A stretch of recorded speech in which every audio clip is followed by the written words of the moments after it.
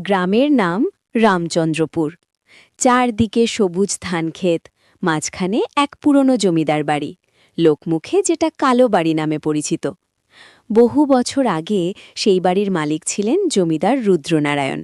কথিত আছে তিনি নাকি ব্রিটিশ আমলে বিপুল সম্পদ লুকিয়ে রেখেছিলেন এক কালো লোহার সিন্দুকে। তারপর এক রহস্যময় রাতে হঠাৎ আগুন লাগে বাড়িতে। জমিদার, তার স্ত্রী আর একমাত্র কন্যা সবাই আগুনে পুড়ে মারা যান, কিন্তু সিন্দুকের কোনো হদিস মেলেনি। তারপর থেকেই বাড়িটা পরিত্যক্ত। গ্রামের মানুষ সূর্য ডোবার পর ওই রাস্তা মারাত না, কারণ রাত গভীর হলে ভেসে আসত শিকল টানার শব্দ, আর কারো কারো মতে একটা মেয়ের কান্না। এই গ্রামে শহর থেকে বেড়াতে আসে অয়ন। ইতিহাসের ছাত্র, ভূতের গল্পে বিশ্বাস নেই। শুনে সে মুচকি হেসে বলে, সব সুকুসংস্কার, নিশ্চয়ই কেউ ভয় দেখিয়ে বাড়িটা দখল করে রেখেছে। তার বন্ধু রাহুল আর পিয়ালো সঙ্গে এলো। তারা ঠিক করল এক রাতে গিয়ে রহস্যভেদ করবে। সেদিন ছিল অমাবস্যা, আকাশে চাঁদ নেই, শুধু কালো মেঘ।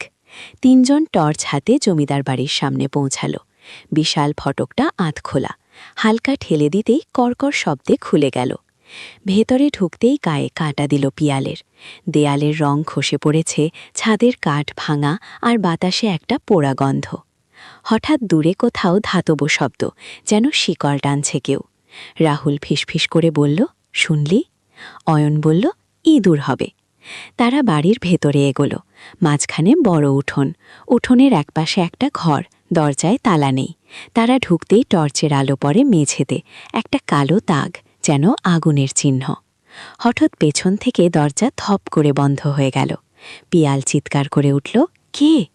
কেউ নেই, শুধু অন্ধকার। অয়ন দরজা ঠেলে খুলতে গেল, কিন্তু দরজা নড়ল না, যেন বাইরে থেকে কেউ চেপে ধরেছে।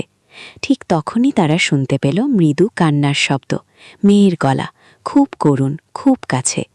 টর্চের আলো খোঁড়াতেই তারা দেখল ঘরের কোণে একটা মেয়ে দাঁড়িয়ে, সাদা পোশাক, লম্বা চুল, মুখ ঢেকে রেখেছে। রাহুল কাঁপা গলায় বলল, এটা কি? অয়ন নিজেকে শক্ত করে বলল, কে তুমি? এখানে কেন? মেয়েটি ধীরে ধীরে মুখ তুলল। তার চোখ দুটো ফাঁকা, যেন কোটর থেকে আলো বেরোচ্ছে। ঠোঁট নড়ে উঠল, আমার সিন্দুক ফিরিয়ে দাও। হঠাৎ মেঝে কেঁপে উঠল। ঘরের মাঝখানে একটা লোহার ঢাকনা সরে গেল, নিচে অন্ধকার গর্ত। অয়ন টর্চ ফেলে দিল। গর্তের ভেতর থেকে ধাতব শব্দ, যেন কেউ শিকল টানছে। মেয়েটি হাত বাড়িয়ে বলল, বাবার ধন, কেউ নিতে পারবে না। তারপরই হঠাৎ বাতাসে আগুনের গন্ধ তীব্র হয়ে উঠল। দেয়াল লালচে আলোয় জ্বলতে লাগল, যেন আগুন আবার জ্বলে উঠেছে। রাহুল আর কেয়াল দরজা ধাক্কাতে লাগল। ঠিক তখন দরজা নিজে থেকেই খুলে গেল। তারা দৌড়ে বাইরে বেরিয়ে এলো, কিন্তু অয়ন থেমে গেল। সে বলল, সব মায়া, আমি দেখে আসব। বন্ধুরা চিৎকার করল, পাগল হয়েছিস? অয়ন আবার ঘরের ভেতর ঢুকল। মেয়েটি তখন গর্তের ধারে দাঁড়িয়ে। সে ফিসফিস করে বলল, তুমি বিশ্বাস করো না? তবে এসো। অয়ন অজান্তেই গর্তের দিকে এগোলো। নিচে তাকাতেই সে দেখল একটা কালো সিন্দুক, শিকলে বাঁধা, আর তার পাশে কঙ্কাল, হাতে লোহার চাবি। হঠাৎ অয়নের পা পিছলে গেল। সে গর্তে পড়ে গেল। উপরে দাঁড়িয়ে রাহুল আর পিয়াল শুধু শুনতে পেল তার চিৎকার। তারপর সব চুপ। তারা ভয়ে পালিয়ে গেল।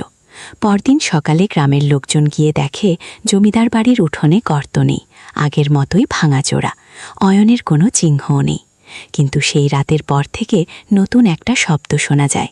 মেয়ের কান্নার সঙ্গে মিশে যায় এক যুবকের আর্তচিৎকার। লোকেরা বলে যে কালো সিন্দুকের লোভে বা কৌতূহলে যায়, সে আর ফেরে না।